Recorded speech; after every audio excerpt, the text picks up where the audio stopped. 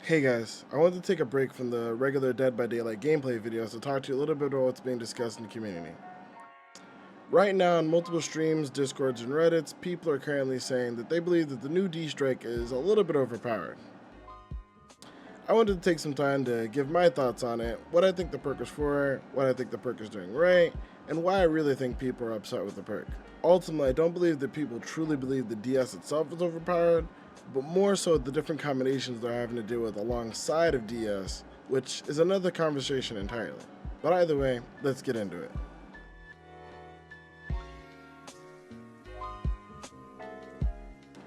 First and foremost, before we can say a perk is overpowered, let's take a closer look at what DS was meant to do. Ultimately, with the rework of DS, the developers wanted to create a way for survivors who were tunneled immediately off the hook to have a second chance and a way to get back into the game. This means that if a survivor is down within 60 seconds of being unhooked, whether it was due to an unsafe unhook by another player or just a killer proxy camping the area, the survivor would have a chance to fight back and have a real way to get back in the game. Before this perk, unless the player who saved them had borrowed time, there was no real chance for the survivor to get out. They pretty much just had to go back on the hook and accept death. I think for what the devs are going for with this perk, it's doing its job honestly perfectly. Realistically, if the survivor gets unhooked, they can't be picked up for another 60 seconds. This doesn't immediately mean that they get away, but at the very least it means that they have to be slugged and left on the ground, which gives chances for other plays to be made. Now obviously there's safe survivors in every scenario, like for example if the killer has a Mori, but outside of that I think it does a really good job of incentivizing the killer to go after the person who did the unhooking rather than the survivor who got unhooked. Where people seem to be upset with this perk is that it seems to give some survivors carte blanche to do whatever they want for 60 seconds as opposed to act scared, which to an extent could be true. But realistically, there's no way to stop that from being a thing. Like, that's just going to be how it is. There's no certain way they could change the perk to make it to where you would feel unsafe for that 60 seconds if you just got unhooked. The main idea of this here is that if a survivor gets unhooked and they have Decisive Strike, you should chase somebody else.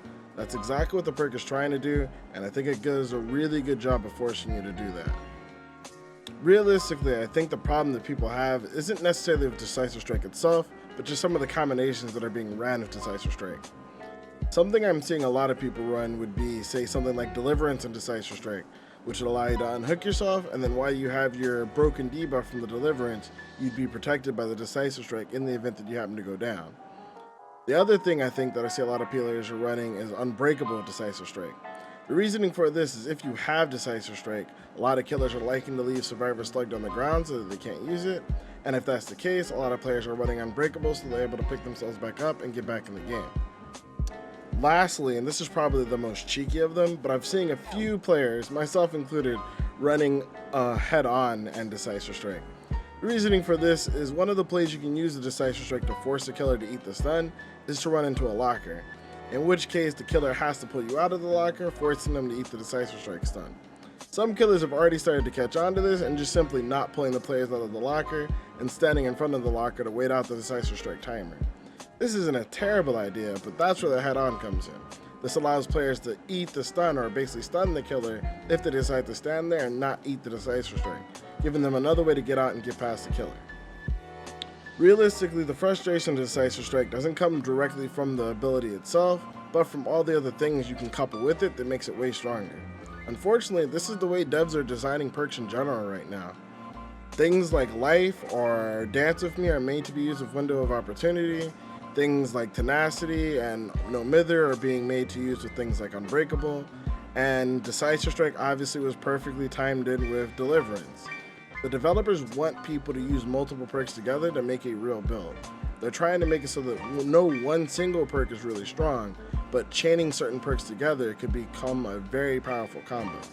And to be honest, I think in the current state, they're doing a really good job at this. I think personally one of the other things they're planning on doing was having something like Medal of Man be used in tandem with Borrowed Time. So if you're the guy always going for those risky 1-for-1 saves with Borrowed Time, you have the ability to get yourself out of there as well. There's a lot of different perk combos that work well together, but I'll admit, the Decisive Strike combos are really strong, especially if you couple any of those with Adrenaline. Ultimately though, I don't think this is going to change, and I don't think that the perk itself is overpowered just because it has some strong combos. The same could be said for anyone who runs, say Ruin and Thrill of the Hunt, or Devour Hope and Thrill of the Hunt, or, Unnerving Presence and Distressing. The devs are trying to create perks that synergize well on both sides, and they've just finally started doing a really good job of this for survivors. But ultimately, this is a conversation, so I'd like to hear what you guys like to say.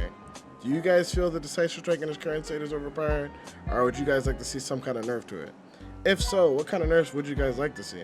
Let me know down in the comments down below. Also, if you don't know, I stream just about every night on Twitch, Monday through Friday. You're welcome to come by, talk to me about this, or anything else Dead by Daylight, or anime related in my stream when I'm live. I'd love to have you by. Either way, I want to thank you guys so much for watching, and until next time, my name's Shinobazu, your gaming and anime ninja, and I'll catch you guys later. Deuces. Run. Relax, bro. It's a prank. Look, bro. It's a prank, bro. It's a prank, bro. Look. Fucking. Nice.